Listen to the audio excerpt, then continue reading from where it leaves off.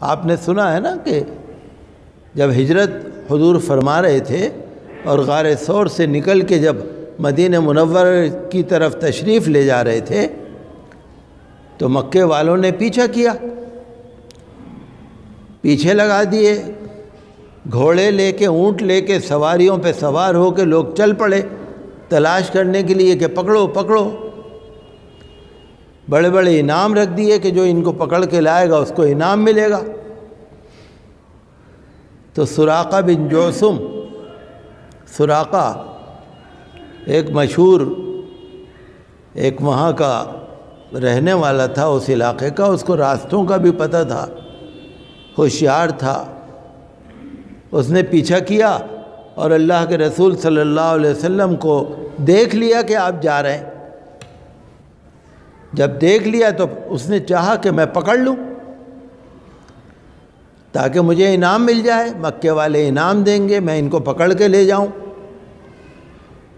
جیسے ہی اس نے اپنے گھوڑے کو آگے بڑھانا چاہا، زمین نے گھوڑے کی ٹانگوں کو پکڑ لیا،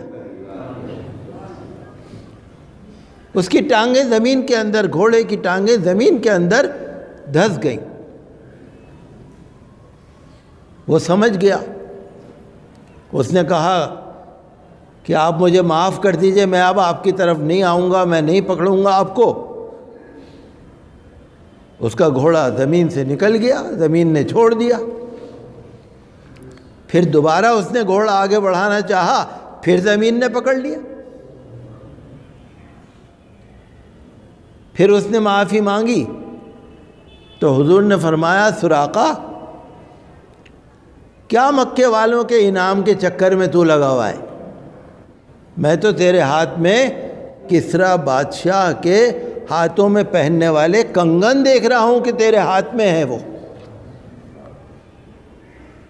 بادشاہ کے ہاتھ میں جو کنگن ہوتے ہیں، جس میں ہیرے جواہرات لگے ہوتے ہیں، جس میں بہترین قسم کا میٹیریل اور میٹل ہوتا ہے، سونے اور چاندی اور پلاٹینم ہوتا ہوگا، حضور نے فرمایا کیا مکے والوں کے انعام کے چکر میں لگ رہے ہو تم؟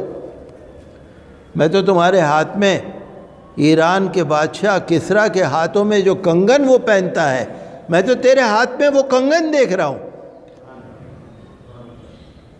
آپ اندازہ کیجئے کہ ابھی تو ایران کہاں پر ہے، ابھی تو ایران فتح بھی نہیں ہوا، ابھی تو ایران میں اسلامی حکومت بھی نہیں ہے، ابھی تو ایران کے بادشاہ کے کنگن ہمارے ہاتھ میں بھی نہیں آئے، لیکن حضور فرما رہے ہیں کہ میں تو تیرے ہاتھ میں دیکھ رہا ہوں۔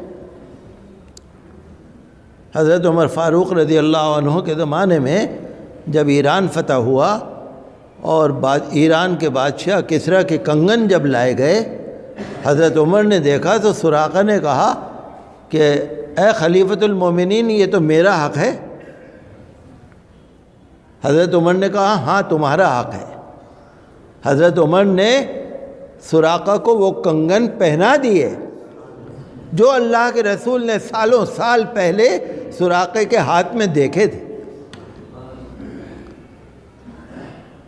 بہت ساری مثالیں ہیں، بہت ساری کتاب میں بہت سارے تذکرے ہیں کہ اللہ کے رسول ساری کائنات میں مشاہدہ فرماتے ہیں، ساری کائنات پر نظر ہے، ہر ایک کے دل پر نظر ہے، ہر ایک انسان پہ، ہر ایک امتی پر نظر ہے، ہر ایک کے نامہ اعمال پر نظر ہے۔ ان کی شان بہت بڑی،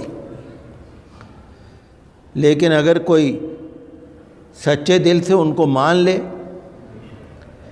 ان کی فرما برداری کر لے، ان کے لائے ہوئے دین کو مان لے، ان کے لائے ہوئے قرآن کو مان لے، ان کی لائی ہوئی شریعت کو مان لے، تو یقیناً وہ خوش نصیب ہے۔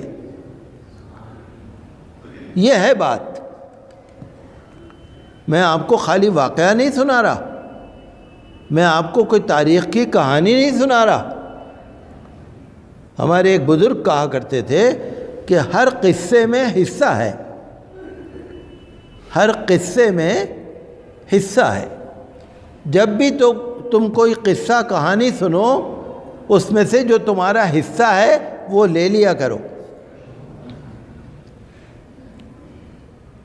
تو میں آپ کو کوئی کہانی نہیں سنا رہا، میں یہ بتا رہا ہوں کہ اللہ کے رسول کی شان کتنی بڑی ہے، ہم کو کیسا ہونا چاہیے، ہم کو کیسے رہنا چاہیے، رسول اللہ صلی اللہ علیہ وسلم کی باتوں پر ہمیں کس طرح سے عمل کرنا چاہیے، ان کی شان، ان کی رفعت، ان کی عظمت، ان کی عقیدت ہمارے دل میں کیسے ہونی چاہیے، یہ ہمیں اور آپ کو سب کو جائزہ لینے کی ضرورت ہے۔